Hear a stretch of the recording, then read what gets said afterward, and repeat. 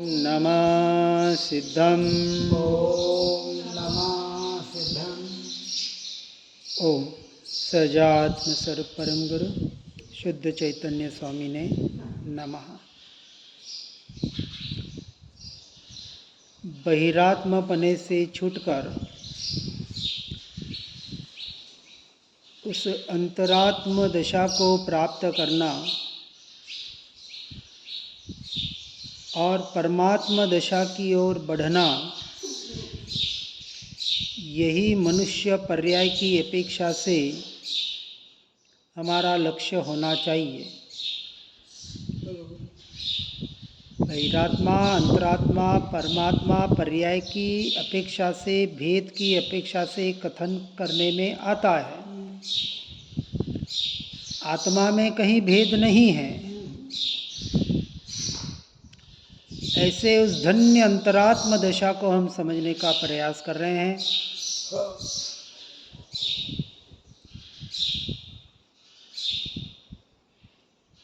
कि वास्तविक या तारण स्वामी भी पंडित पूजा में पंडित किसे कहते हैं कि बहुत शास्त्रों का ज्ञान कर लिया, बहुत गाथाएं याद कर ली, बहुत पढ़ा लिखा हो गया, वह पंडित नहीं। पंडित वह ज्ञानी है। ज्ञानी अर्थात बाहर का ज्ञान नहीं, क्षोभक्षम ज्ञान नहीं, संसार का ज्ञान नहीं। जिसने अपने ज्ञान स्वभावी भगवान आत्मा का यथार्थ निर्णय कर लिया, वह ज्ञानी पंडित, जो निश्चय और व्यवहार रूपी विनय और विवेक से शुद्ध हुआ। शुद्ध का अर्थ जो अपने शुद्ध स्वभाव का आलंबन लेता है, उसमें से अनेकता, सभी प्रकार की उसकी अनेकता छूट जाती है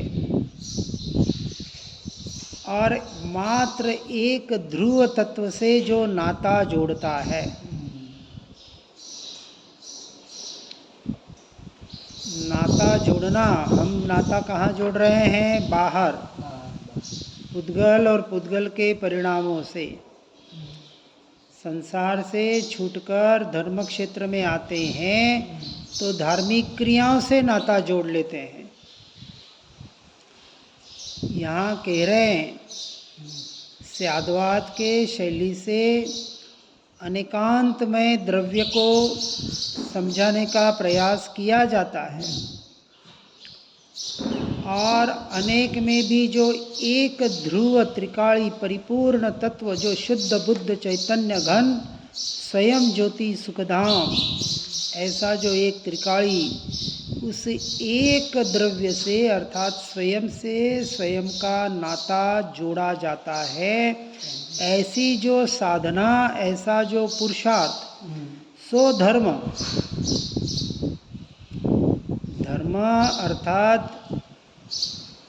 आत्मा के अनंत गुण, सो उसके धर्म। और ऐसे अनंत गुणों का, अनंतानंत पर्यायों का समूह, ऐसा जो एक परिपूर्ण अभेद अखंड त्रिकाली ध्रुव तत्व चैतन्य स्वभावी भगवान आत्मा, सो मैं। अब ये जो मैं, ये विकल्प भी निकल जाए, ये शब्द भी छूट जाए और जब अपने स्वरूप और स्वभाव में एकत्व करे, इसका नाम है एकत्व भावना।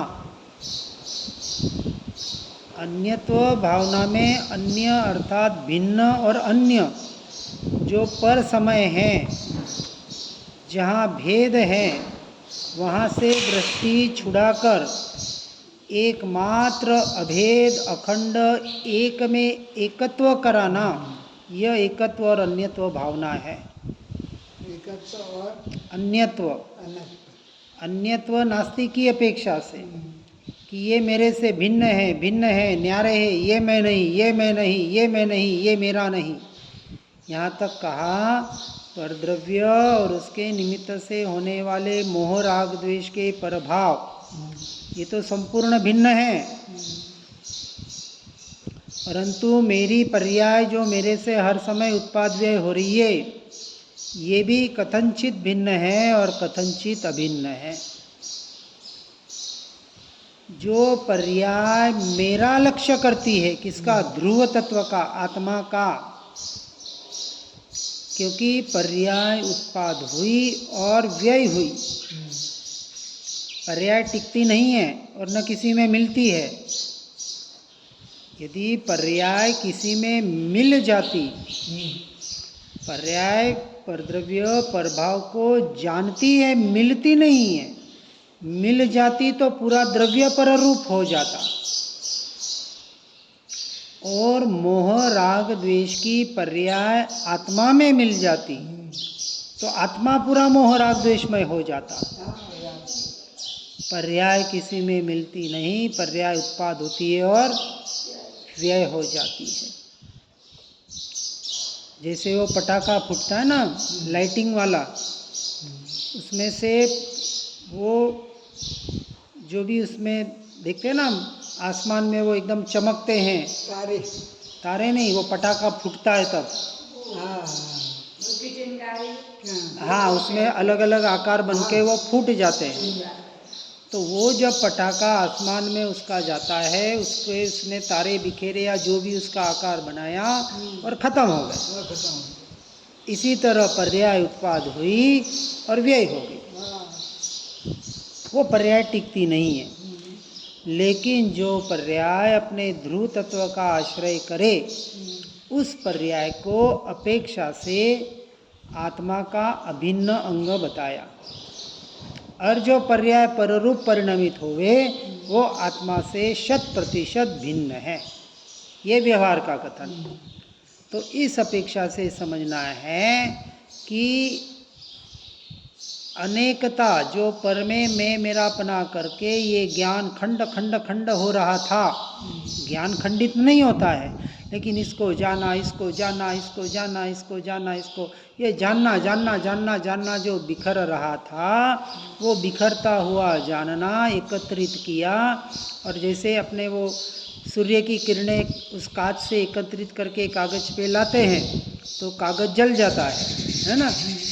उसी तरह ये बिखरी हुई ज्ञान की किरणें जब ज्ञान स्वभाव के द्वारा अपने ध्रुव तत्व पर एकत्रित होती है, ये जो जानना 5 इंद्रियों से विकल्पों से हो रहा है, वो मुझे ज्ञान स्वभाव का ही जानना हो रहा है।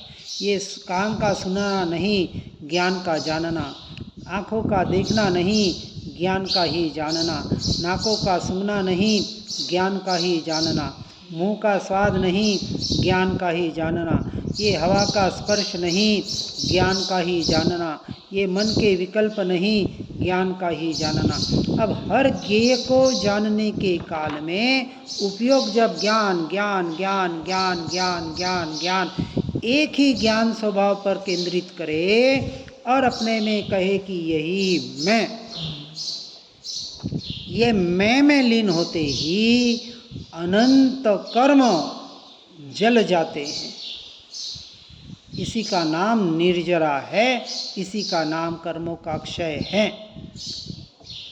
तो कर्मों की निर्जरा करना नहीं है, आत्मा में लीन होने से ऐटोमेटिक कर्मों की निर्जरा, कषायों का जाना, मन का स्थिर होना, सब कुछ पर्याय में ऐटोमेटिक घटित होता है। अब मन स्थिर करना है, कषाय निकालनी है, कर्मों का क्षय करना है, ये सब करना है। ये करना सो मरना, क्योंकि उसको पुद्गल में कुछ करना है, पर में कुछ करना है, वो कभी मोक्ष का अधिकारी नहीं बन सकता।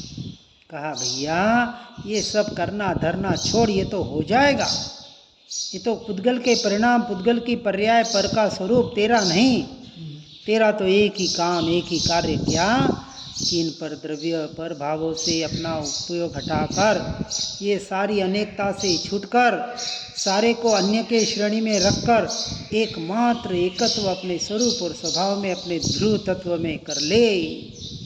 ये हुआ एक से नाता, अर्थात सभी से नाता टूट जाए पर से। ऐसा निजात्म आनंद अमृतमयी अनुभव का रस जिसने चख लिया, जिसने अपने स्वरूप और स्वभाव में एकत्व किया, उसे अपना अनुभव होता ही होता है।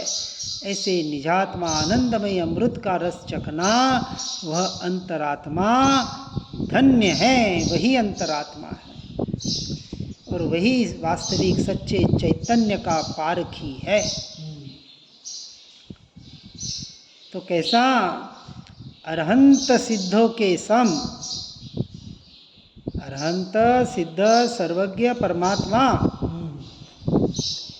उनके ही सम, उनके ही समान मेरा निजातम, वही ऐसा ही मैं, एक अंश भी मुझ में उनसे कुछ कमी नहीं।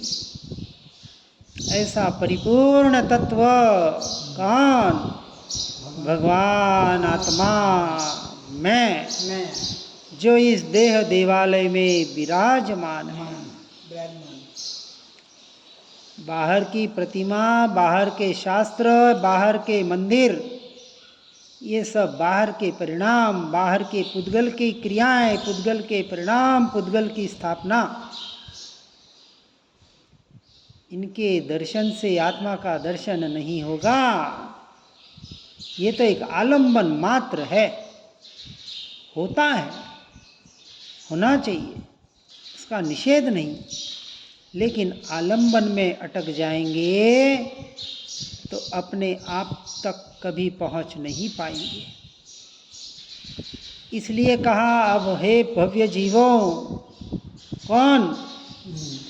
जिन्हें आगे बढ़ना है और यथार्थ सम्यक दर्शन को अपने पर्याय में प्रकट बन के अंतरात्मा की ओर और परमात्मा तत्व की ओर आगे बढ़ना है, अब उन्हें देव गुरु शास्त्र के भी आलंबन की जरूरत नहीं है, नहीं है। हाँ, क्योंकि देव शास्त्र गुरु से हमने जान लिया, वो मार्ग हमें मिल गया।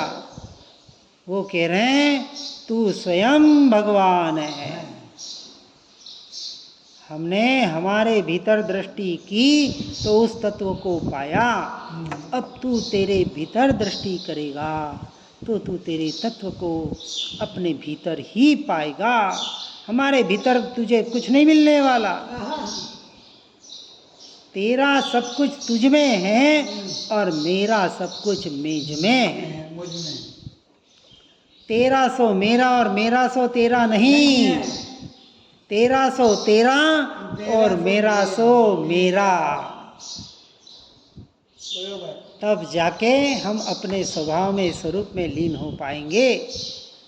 और ऐसे निज आत्मा का आनंद अमृतमय अनुभव रस जिसने चख लिया, जो अरिहंतर सिद्ध के समान है और जो शुद्ध ज्ञानानंद में तारने वाला और तीरने वाला गुरु, तारण तरण कौन? स्वयं मैं स्वयं, मैं ही तारने वाला और मैं ही तीरने वाला, मैं ही मेरा देव, मैं ही मेरा गुरु, मैं ही सब कुछ। लेकिन लेकिन लेकिन ध्यान रखना, ये कहने का अधिकार उसे है जो संसार से वास्तविक छूटना चाहता है या छूट चुका है। छूटना चाहता है या छूट चुका? हाँ, जो छूटना चाहता है। अब मूढ़ जीव कहेंगे हम भी छूटना चाहते हैं, हाँ। लेकिन क्या करें, ये क्या करें सो मरे। क्या करें सो मर गए। हाँ, मर गए। अरे बच्चों की शादियां हो गई, बहू घर में आ गई, अब काम क्या घर पे। हाँ। ऐसे बोलने वाले 60 साल के ऊपर वाले जीव मूढ़ है, मूर्ख है, स्वयं को ठग रहे हैं। वो वस्तु स्वरूप के यथार्थ निर्णय को स्वीकार नहीं कर पा रहे हैं कि जो होना है तत्समय की योग्यता से, क्रमबद्ध पर्याय की अपेक्षा से होगा ना, चिल्ला के नहीं, मान कर होगा। विचार करना। मंदिर में आके चिल्लाने का नाम धर्म नहीं है। संसार में रहते हुए उसे वास्तविक अपनाना।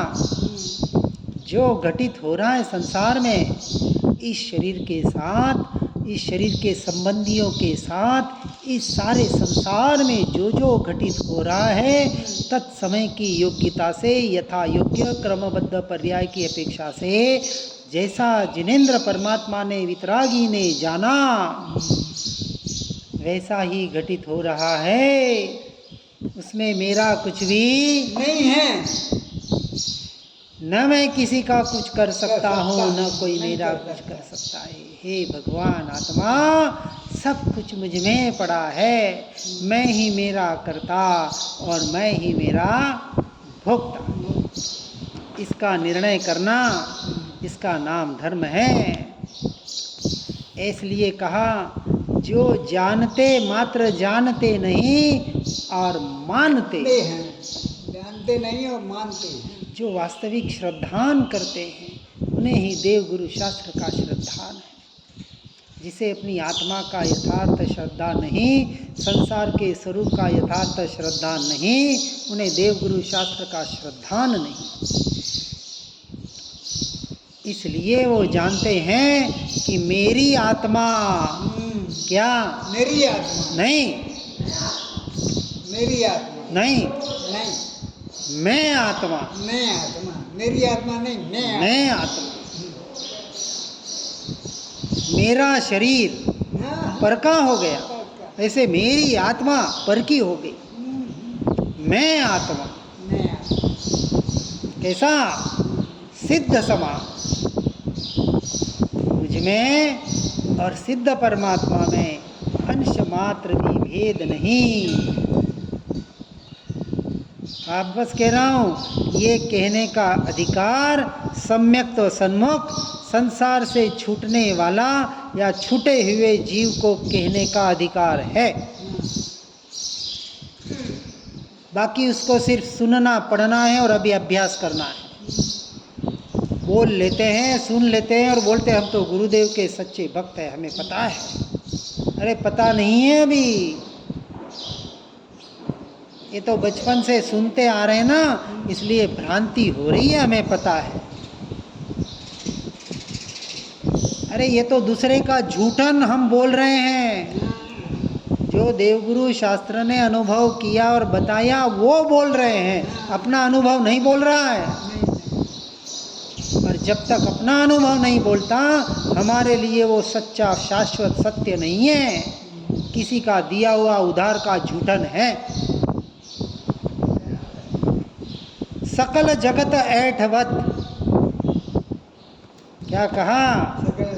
अथवा स्वप्न समा, जगत जो है स्वप्न के समान। वह कहिए ज्ञानी दशा, बाकी वाचा ज्ञान।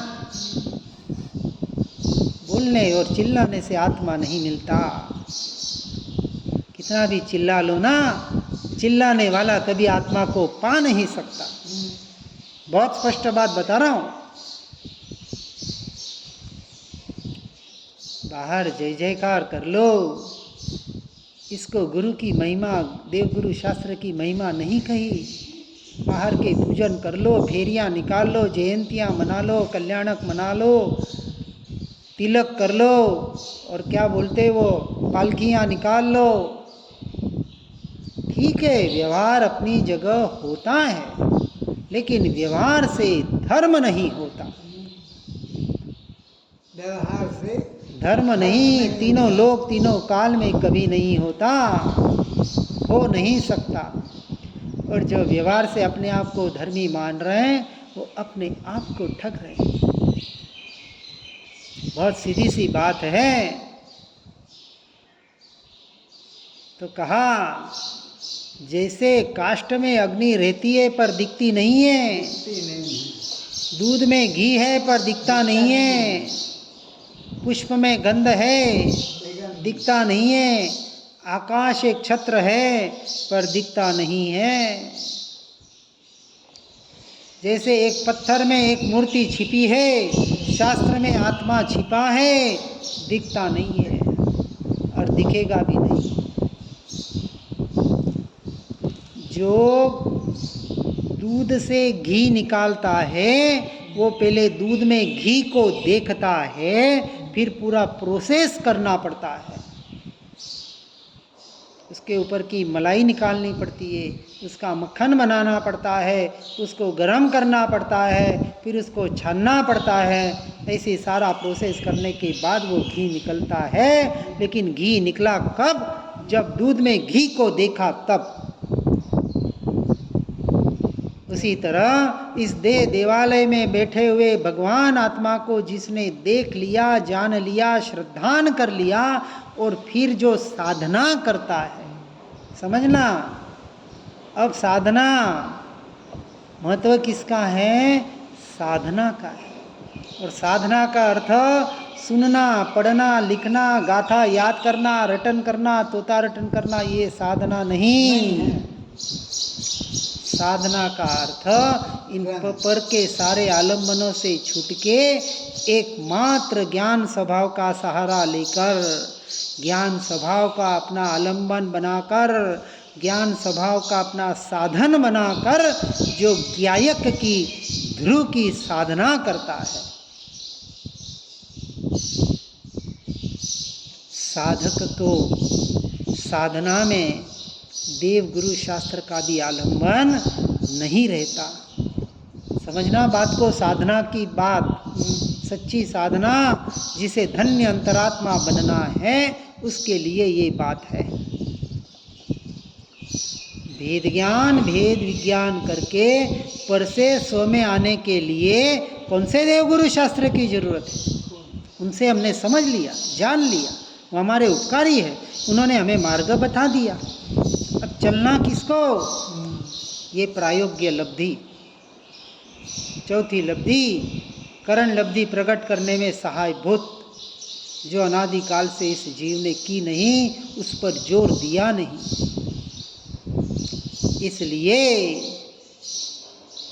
शरीराकार यह आत्मा होते हुए भी जिसने आज दिन तक शरीर के परमाणु को छुआ तक नहीं, व्यवहार से कहा शरीराकार, निश्चय से तो ज्ञानाकार, अपने ज्ञान स्वभाव में सर्वत्र ज्ञान ज्ञान ज्ञान ज्ञान ज्ञान ज्ञान ज्ञान ज्ञान ज्ञान शरीरी आत्मा, चैतन्य शरीरी आत्मा, ऐसा भगवान आत्मा जिसने अपने दृष्टि में ले लिया,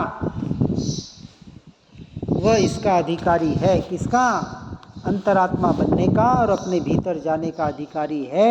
ऐसा अधिकारी बनकर हमें इस मार्ग में आगे बढ़ने का प्रयास और पुरुषार्थ करना, इसी भावना के साथ ओम नमः सिद्धम। सहजानंदी शुद्ध स्वरूपी अविनाशी मैं आत्मा हूँ, देह भिन्न ज्ञाता दृष्टा मैं, चिन्ह में चेतन निज गुण भू, निज निधि निज में बताई, यह अनंत उपकार है, इसके लिए जिन वाणी माँ को वंदना शतवार है, वंदना शतवार है।